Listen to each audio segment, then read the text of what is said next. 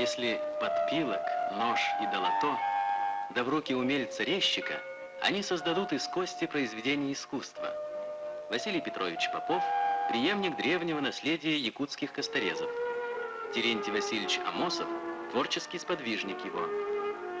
За высокое мастерство оба они удостоены почетного звания заслуженного деятеля искусств. Их лучшие произведения экспонированы в Республиканском художественном музее.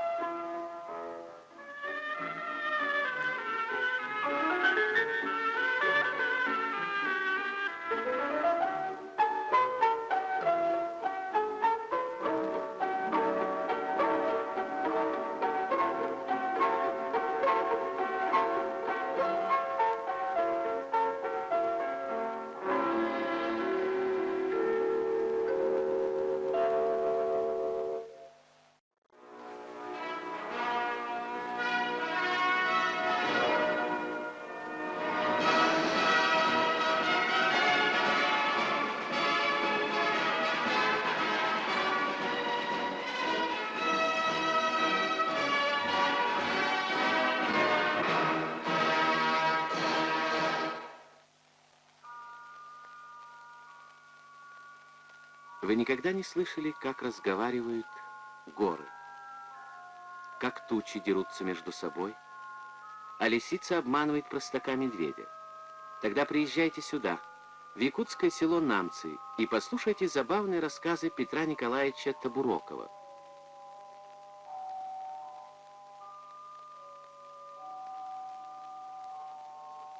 Он много лет учительствует в Верхневилюйском районе. Но ребята знают его не только как педагога. Нет в Якутии мальчишки или девчонки, которые не любили бы веселых книг, созданных учителем Петром Табуроковым.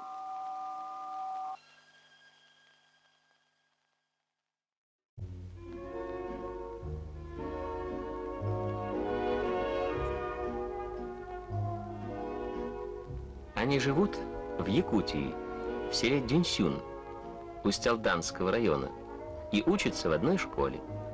Они вовсе не собираются посвятить живописи всю жизнь.